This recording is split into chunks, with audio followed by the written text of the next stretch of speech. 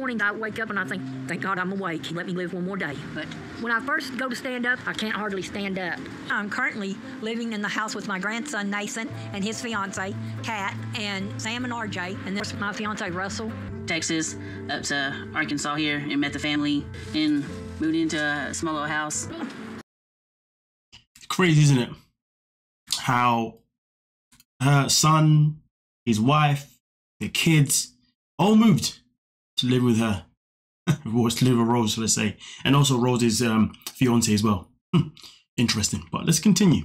This one's a very interesting story, to be fair. It may just be one of my favorites, so I'm not gonna lie to you. Stress leads to eating. Eating leads to gaining weight. Weight leads to getting mad. I've got to get it stopped before it gets to where there's no coming back. I've changed over the last 20 years. It makes me sick at my stomach. I just can't believe. Thank you. I feel like I'm trapped. I don't feel like I can break that trap. When I get stressed, my comfort is food. The thing that I found the most wildest about this scene here is in particular is that she went on a whole rant, okay, talking about obviously how she got to where she got. And in typical TLC fashion, what did they do? They literally filmed her eating a bunch of food while she's talking about how she wants to better herself at the same time.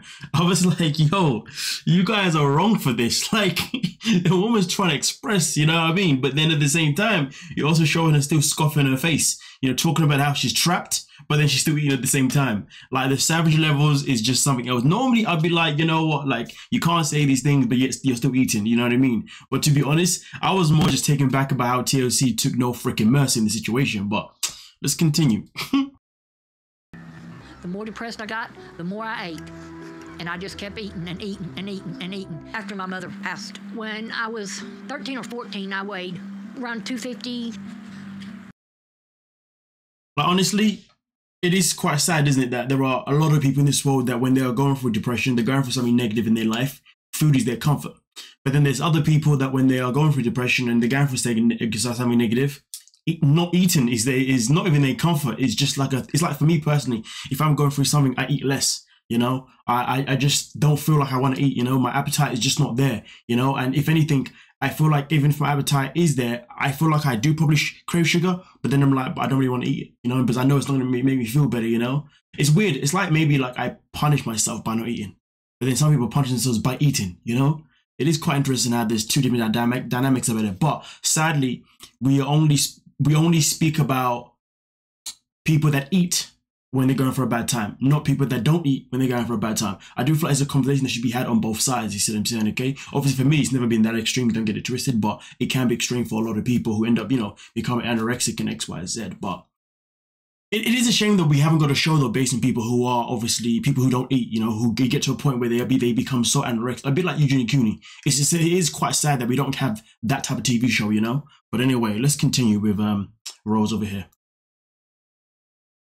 And also, for her to be at that weight at the age of 12 is ridiculous. But really good, baby. You're welcome. Thank you. I could see my weight increasing, and then my depression got so bad that I ended up going on disability. A lot of food, cook a whole bunch on the grill, trying to help out, trying to. So this is her son, you know, and I was thinking, what you're trying to help out with what? Feeding. Bro, you're not helping anything, you're just feeding, you know, really and truly you're feeding, like you're just enabling, like the amount of steak that I saw there was crazy.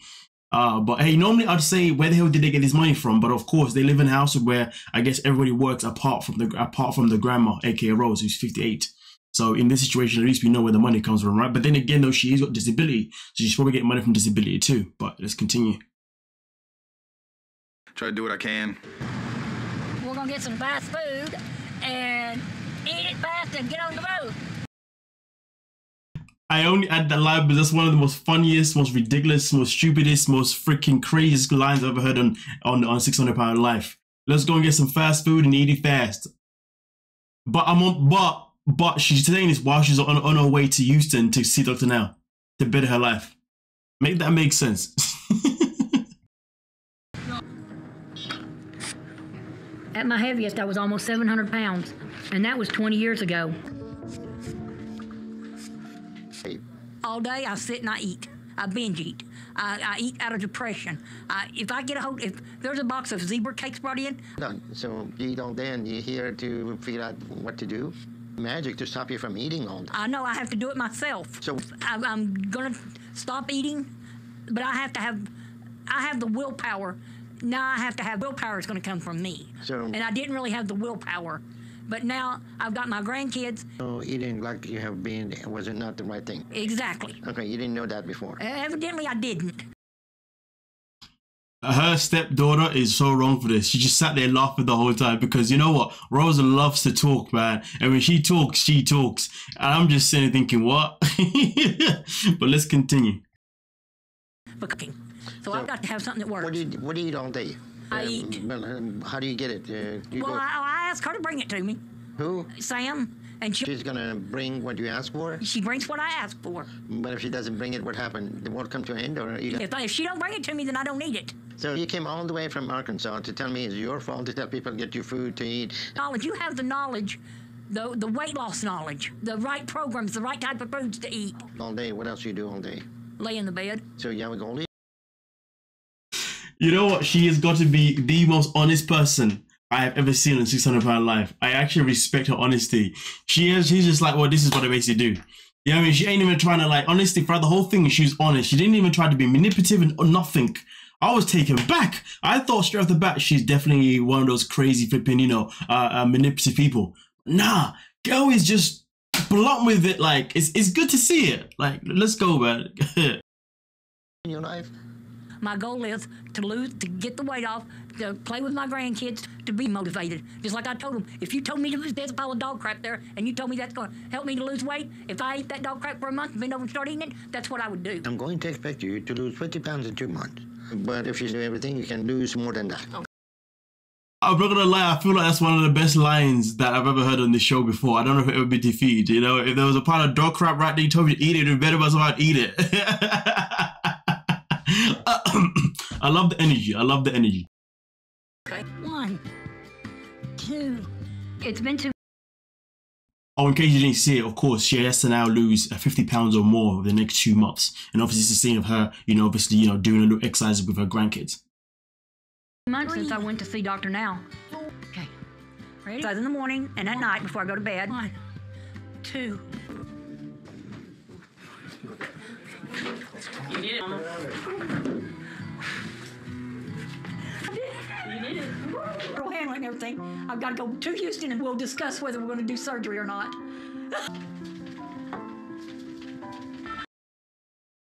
So she got approved for surgery, you know what I mean? Obviously, Dr. Now said that, but, I still want you to lose a little bit more weight until, obviously, you get yourself to Houston, you know what I mean? Which is obviously where we are now to see, obviously, if she did continue to lose some more weight. But I've never seen someone so freaking happy ever, like, on the show.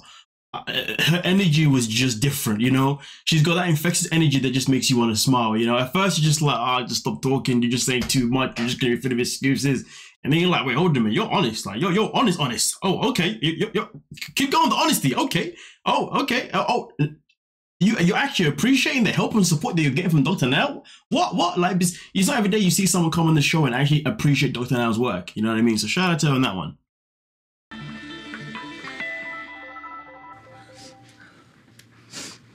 We had a bucket for the kids when they come home. I was dipping in their sweet bucket, but she took and put them in the lockbox and locked them up. You see what I mean with the honesty? She was like, listen, I dipped this time, okay? I didn't lose, obviously, the weight that I needed to lose, you know what I mean? Because I was, I let the sugar craving get the best of me. She even admitted to getting up and getting food whilst everyone else was sleeping. You know what I mean? So, again, brutal honesty, and I love it. There should be more people like her, you know what I mean? I mean, not necessarily people that get to this stage of their life, but people that generally should just be honest. And I can't get to them now. Tell me, you're back on track. So I want you to lose 50 pounds in 2 months. 50 pounds in 2 months? Okay, got you. But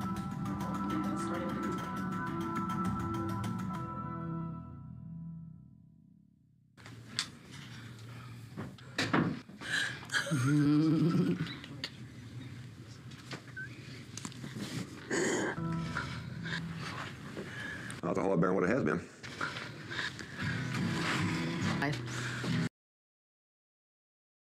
So after she lost the extra, 43 pounds, Dr. Now then approved her for surgery. She's had surgery now, and this is her weight loss since surgery. Do you see what I'm saying? Not like after she had surgery, obviously you get that period where you lose a little bit of weight, and obviously that's how much she lost at that point. And as you can see, obviously right now at this moment in time, the total has been 171. To tell you, when I first came, I didn't think there was no hope in the world for me. You have gave me my hope back. You have something to live for.